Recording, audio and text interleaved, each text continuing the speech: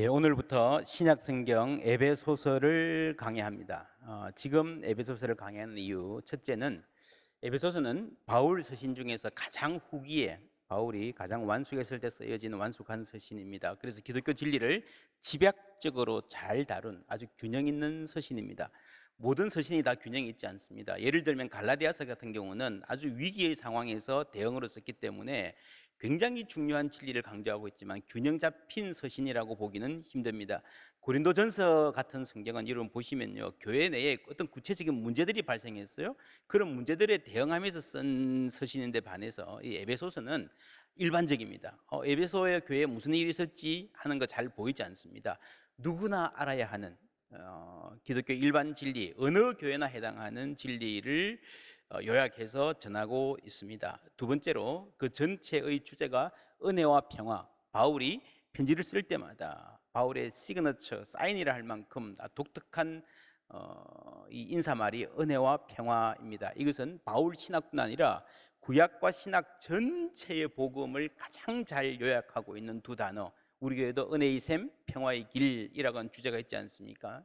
을 가장 잘 보여주는 성경이 에베소서입니다. 우리가 아브라함 이야기 열심히 듣고 오늘까지 왔는데 성경 전체가 같은 주제를 갖고 있어요. 여러분, 창세기에서 우리가 평화가 깨어진 모습을 보지 않았습니까? 가인과 아벨, 그렇죠? 이삭과 이스마엘, 야곱과 에서, 요셉과 그 형들. 여러분, 성경에 좋은 이야기만 나오는 게 아닙니다. 특별히 어떻게 성경에 나오는 집안마다 그렇게 지독하게도 싸우는지, 좀 사이좋게 지내 라고 하는 걸로 안 된다는 거죠. 하나님의 은혜가 필요한 겁니다. 그래서 여러분, 아브라함을 불러서 그와 그 자손들에게 은혜 주신 이야기가 창세기죠. 평화는 자연적으로 따라오는 것입니다. 셋째로, 너희가 짐을 서로 지라라고 한 올 한 해의 주제, 이 말씀은 갈라디아서에 나오지만 이 말씀의 신학적 기초를 가장 잘 볼 수 있는 성경이 에베소서입니다. 그래서 이 주제를 우리가 함께 나눌 수 있습니다. 에베소라는 도시에 대해서 말씀드리면요, 지도에서 여러분 대충 어딘지 아십니까? 지금 터키의 서쪽 해안에 이 바다를 건너면 바로 그리스가 있는 이 그리스 문화권의 핵심적인 지역입니다. 성경에 나오는 로마 시대 때 가장 중요한 도시들이 로마, 그다음에 두 번째가 아마 알렉산드리아, 세 번째가 에베소 아니면 안디옥, 그 비슷한 한 수십만 되는 굉장히 큰 도시들이었습니다. 우리가 그리스 문명 그러면요, 아테네, 스파르타 뭐 이런 도시들을 주로 생각하는데 사실은 그 전에 먼저 이 터키 지역, 옛날에 이오니아 그랬죠. 이오니아. 여러분 세계 건축사를 공부해봐도요, 이오니아식이 아주 오래된 중요한 식이 되고요. 헬라어도 마찬가지입니다. 예를 들면 호모 이런 게 이오니아식이고요. 여러분 서양 철학사를 배우면 그리스 철학이 맨 먼저 나오잖아요, 그죠? 그 소크라테스 나오기 전에 탈레스 이런 사람 나옵니다. 이 사람들이 다가 밀레도 지역, 그 이오니아 지역의 철학자입니다. 그러니까 서양 철학의 출발지, 세계 지성에서 가장 중요한 기여를 한 사람들이 이 이오니아, 에베소 중심의 지역이라고 볼 수 있습니다. 아주 중요한 지역이죠. 그 핵심이 에베소입니다. 신약 성경에서 봐도 그렇습니다. 여러분 사도행전을 쭉 읽어보면요, 사도 바울이 어떤 도시를 방문해서 전도했을 때에 그렇게 오래 있지 않았습니다. 데살로니가 같은 경우는 며칠 있다가 그냥 나왔어요. 보통 몇 주, 길어야 몇 개월. 고린도에서 1년 반을 있었고요, 에베소에서만 3년을 있었습니다. 그러니까 바울이 가장 오랜 기간을 머물며 전도했고, 그리고 거기서 큰 부흥을 경험했죠. 그러니까 누가복음 사도행전이 한 세트잖아요, 그죠? 이 누가복음 사도행전에서 에베소가 중요할 수밖에 없습니다. 그리고 요한복음이 에베소에서 쓰여졌습니다. 요한계시록, 이런 밤모습 아시죠? 에베소 앞바다입니다. 그리고 7교회 전부 다 에베소를 중심한 교회죠. 굉장히 중요한 신약 성경, 바울, 누가와 사도행전, 요한 하면 뭐 신약 성경 거의 다라고 할 수 있는데, 신약 성경의 절대 다수가 이 에베소라는 도시와 깊은 관련이 있습니다. 지금까지 이 초기 기독교를 연구할 때에 주로 예루살렘, 안디옥, 로마 이런 도시들 중심으로 많이 봐왔는데, 저는 신약 학자로서 에베소에 좀 더 많은 관심을 가질 필요가 있다라고 생각을 합니다. 제가 계속 교수를 하면서 학계에 있었다면 에베소라는 도시에 대한 역사적 연구를 하고 싶었던 꿈이 있었습니다. 그래서 뭐 방학 때마다 에베소 가서 머무르면서 연구하지 않았을까 싶습니다. 사도 바울은 에베소에서 엄청난 부흥을 경험했습니다. 사도행전 19장 8절부터 나옵니다. 함께 읽겠습니다. 바울이 회당에 들어가 석 달 동안 담대히 하나님 나라에 관하여 강론하며 권면하되 어떤 사람들은 마음이 굳어 순종하지 않고 무리 앞에서 이 도를 비방하거늘 바울이 그들을 떠나 제자들을 따로 세우고 두란노 서원에서 날마다 강론하니라. 2해 동안 이같이 하니 아시아에 사는 자는 유대인이나 헬라인이나 다 주의 말씀을 듣더라. 예, 여러분 그 유명한 두란노 서원도 그죠? 에베소에서 나온 겁니다. 그리고 아시아에 사는 자는 전부 다 유다인이나 헬란이나 여러분 지역에 퍼지는 거죠. 여러분 여기서 이 성경에서 이 도시의 중요성, 안디옥이라는 도시에서 처음으로 그리스도인이라 불림을 받았다 그랬는데 에베소에 오니까 바울은 에베소 두란노 서원에 앉아서 복음을 전하는데 여러분 온 아시아 지역에 복음이 전파되는 겁니다. 왜냐하면 이게 무역과 교통의 요충지거든요. 많은 사람들이 왔다 갔다 하는 곳입니다. 그러니까 영향력이 커지는 겁니다. 에베소가 아시아 전체에 복음을 전하는 복음의 거점 역할을 하는 것입니다. 그래서 이런 복음 전파에 있어서 도시가 굉장히 중요합니다. 복음과 도시라는 운동이 있습니다. 한국에서 활발하게 진행되는 아주 건강한 모임인데 여러분 복음 전파의 도시가 중요합니다. 도시가 어떤 곳입니까? 아주 편리하고 즐길 만한 문화가 있는 곳인 동시에 사람이 모이고 돈이 모이는 것이죠. 그러면서 여러분 경쟁이 심하고요. 사람은 많은데 외로움도 많고요. 오염도 많고요. 범죄도 많고요. 온갖 부정과 비리가 판치는 곳이 도시이기도 합니다. 그렇죠? 그래서 뭔가 우리가 옛날에 그런 말 여러분 지금 그런 말 안 하죠.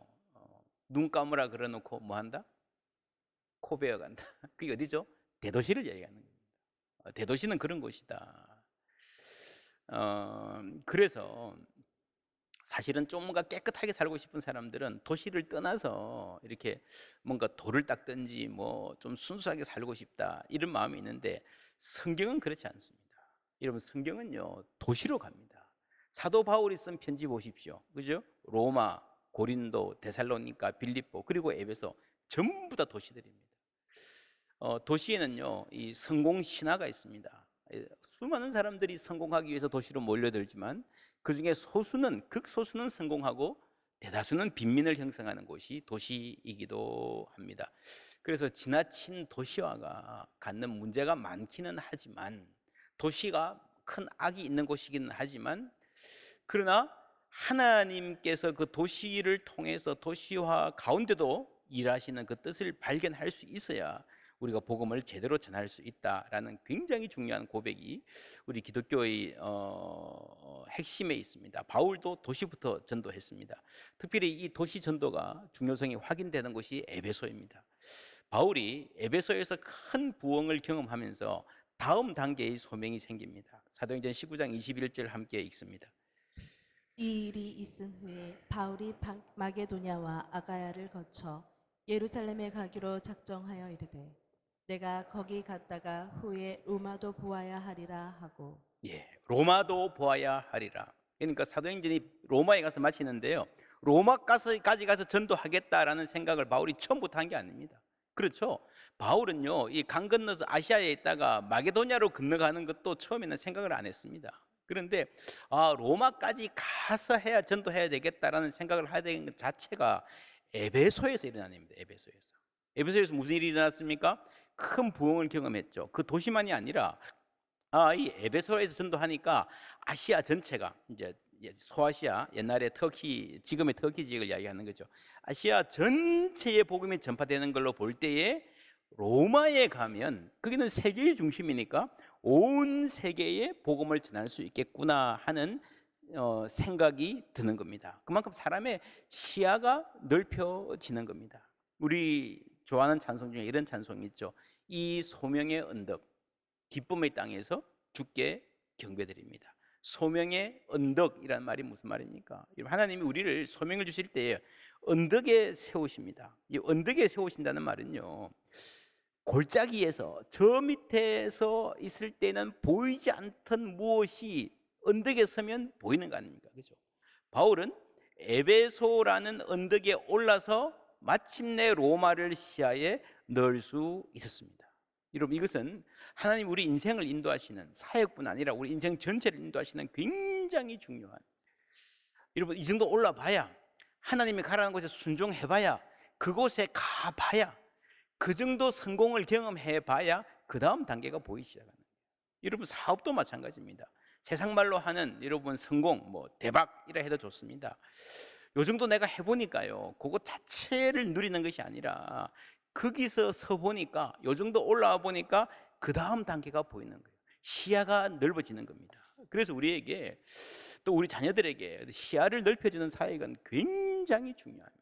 바울에게서 에베소가 그런 도시였습니다. 그리고 바울이 에베소에서 경험한 부흥은 세상의 본질을 드러내게 합니다. 어떤 일이 있었는지 사도행전 19장 17절부터 함께 읽겠습니다.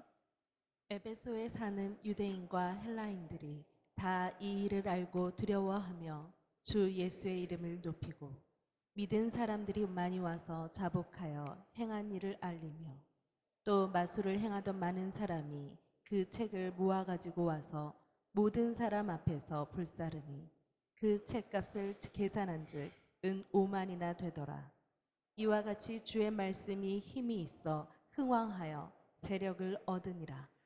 예, 하나님이 일하시니까요, 막 이런 일들이 일어나는 거예요. 집집마다 마술을 행하고 점치고 뭐 이런 것들 있잖아요. 그러면 책들이나 물건들이 엄청 많았던 것 같아요. 숨겨놓은 걸 다 가져오는 거예요. 여러분, 그러니까 그거 모아 보니까요, 뭐 은 5만이나 되는, 자기들도 놀랐을 거예요. 막 이게 이렇게 많나? 집집마다 다 있어. 전부 다 우상 숨기고 점치고 마술에 의지하고, 자기들도 놀랄 만한 엄청난 양이. 여러분, 그게 뭘 말하는 겁니까? 그만큼 불안하다는 거죠. 여러분, 왜 전 보러 갑니까? 여러분, 사업하는 시작하는데 왜 전 보러 가요? 불안하니까 가는 거예요.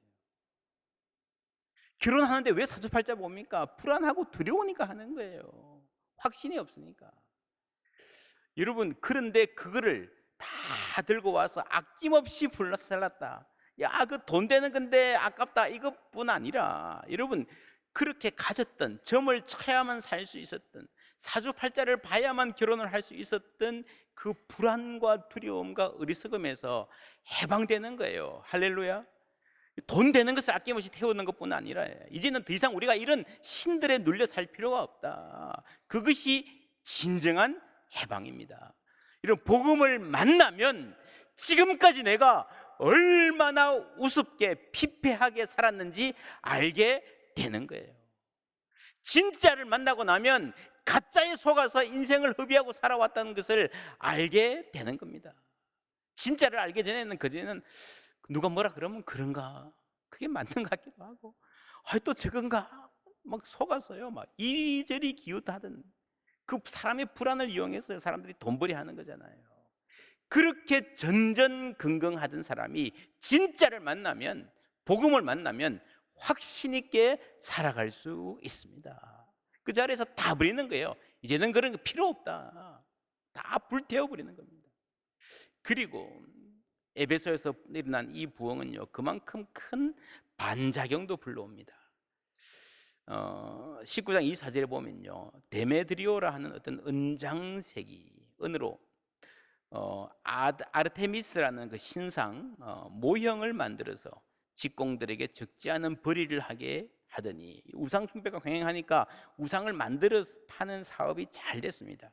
그가 그 직공들과 그러한 영업하는 자들을 모아 이르되, 여러분도 알거니와 우리의 풍족한 생활이 이 생업에 있는데, 우상장사, 이 바울이 에베소뿐 아니라 거의 전 아시아를 통하여 수많은 사람을 권유하여 말하되, 사람의 손으로 만든 것들은 신이 아니라 하니 이는 그대들도 보고 들은 것이라. 여러분, 복음이 전파되니까요, 이게 뭐 좋은 일도 있지만 굶어 죽는 사람도 생기는 거예요. 우상장사하는 사람들. 여러분, 그렇지 않습니까?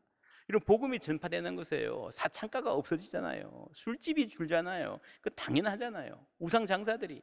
근데 이 사람들이 가만히 있지 않습니다. 사람들을 막 선동합니다. 우리가 아르테미스를 잘 섬겨서 우리 도시가 이렇게 복받아 사는데 이제 우리가 아르테미스를 천하게 여기니까 우리는 큰일 났다. 우리는 이제 망한다. 저 사람들 쫓아내야 된다. 사실은 여러분 에베소를 위한 게 아니죠. 뭘 위하는 겁니까? 자기 사업을 위하는 거예요. 종교를 이용하는 거죠. 그래서 이런 현상이 생깁니다. 29절 제가 읽을게요. 온 시내가 요란하여 바울과 같이 다니는 마게도냐 사람 가이오와 아리스토가를 붙들어 일제히 연극장으로 달려가니라. 이 극장이란 말이 나오죠. 그래서 막 선동을 하는데 32절에 사람들이 외쳐 어떤 이는 이런 말을 어떤 이는 저런 말을 하니 모인 무리가 분란하여 태반이나 어찌하여 모였는지 뭐라고요? 알지 못하더라. 그냥 모여가지고 막 소리 지르는 거예요. 막 잡아 죽이라 뭐 해라 막 하는데, 그런데 태반이나 우리가 왜 모였지 모르는 거예요. 그냥 막 목소리 높이는 거예요. 이 극장이 지금도 남아있는 이 거대한 극장입니다. 엄청 크죠. 이때 바울 당시 극장이 지금 에베소가 아직도 남아있습니다. 2만 5천 명 수용. 당시 로마 세계에서 가장 최대의 규모입니다. 여러분, 이렇게 큰 극장을 세울 수 있다는 것 자체가 엄청난 경제력과 기술력, 자랑할 만한 문명이죠. 여러분, 이 극장은요, 당시 시민사회의 중심이었습니다. 특별히 그리스 문명이 자랑하는 소위 직접 민주주의의 요람, 여기에 시민들이 다 모여가지고 그게 에클레시아죠.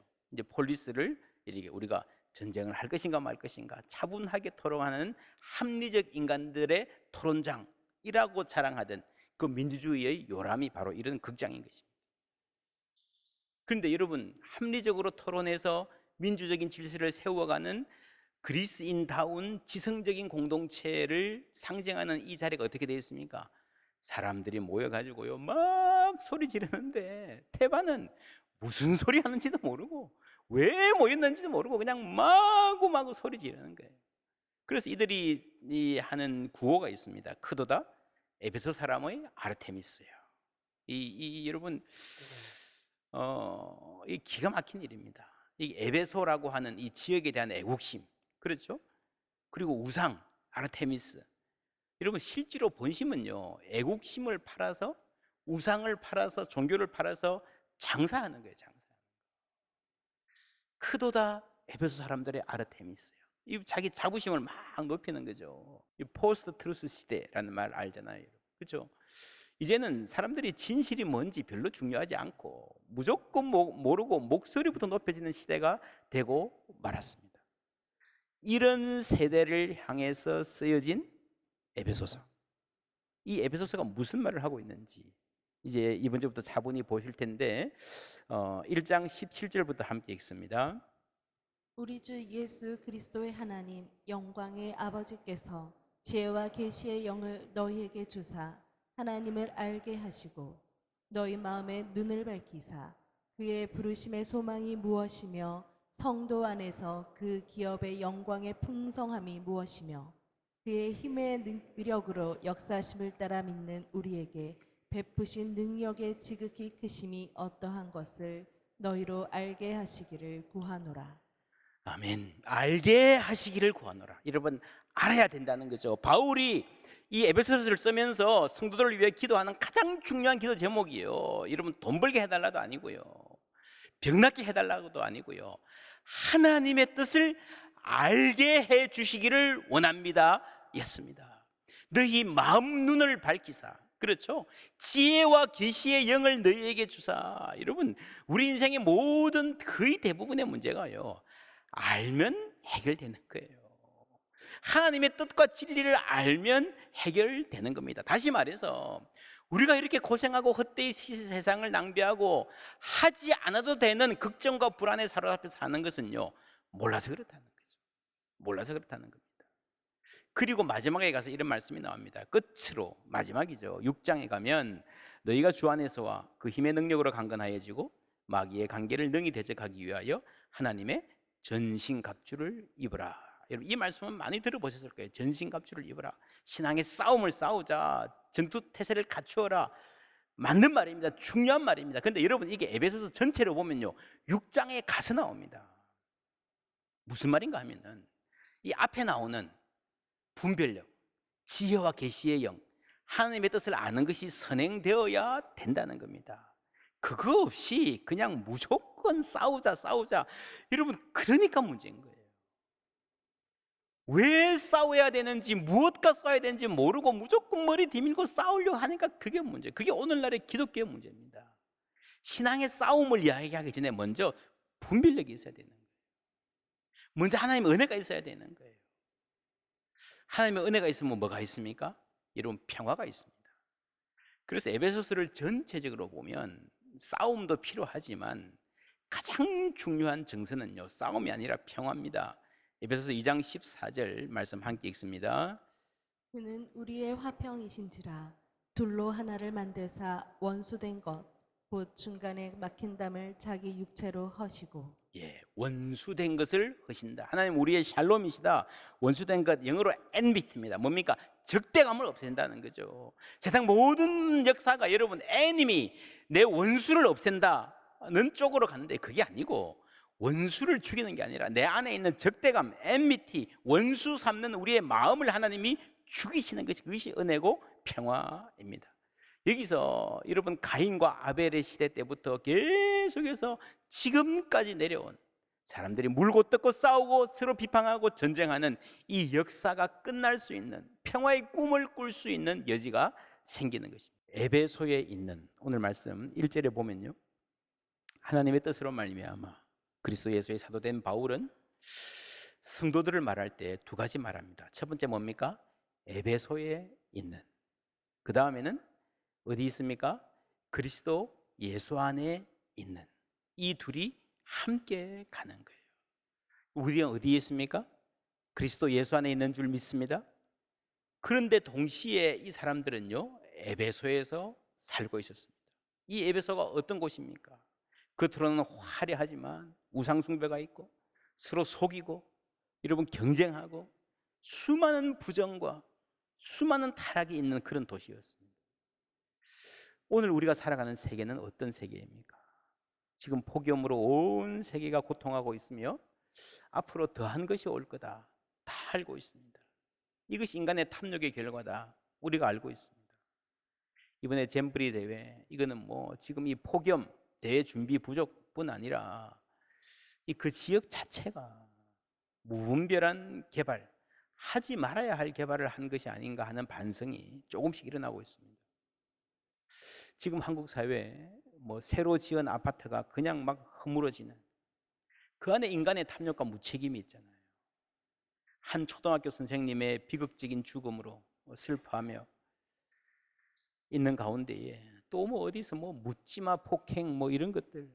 그래서 요즘에는요, 많은 분들이 그럽니다. 뉴스 보기가 겁난다. 뉴스 보기가 겁난다. 오늘 성경에 나오는 에베소에 있는 이라는 한 말을 들여다볼 때에 우리가 정말 뉴스 보기가 겁난다 하는 정도의 깨어진 사회를 생각하지 않을 수 없습니다. 여러분 기억하십시오. 우리는 그리스도 안에 있는 사람들인 줄 믿습니다. 동시에 에베소에 있는 거예요.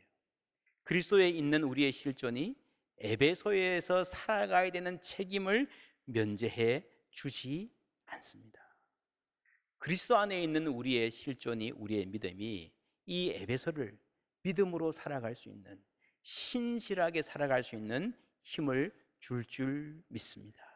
그래서 이 깨어진 도시, 이 타락한 세상에서 에베소서가 그랬듯이 그리스도가 주는 참 평화를 갈망하고 선포할 수 있는 거예요.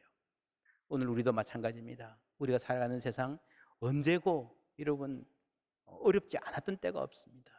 지금은 특별히 어렵고 힘들고 환난 많은 때인 것 같습니다. 우리 함께 기도하시길 바랍니다. 말씀 붙들기를 원합니다. 그래서 에베소서가 전하는 그리스도의 진정한 평화가 우리로부터 시작해서 이 땅에 넘쳐나기를 기도하면서 함께 신실한 삶 감당해 나가시기를 주님의 이름으로 축원합니다.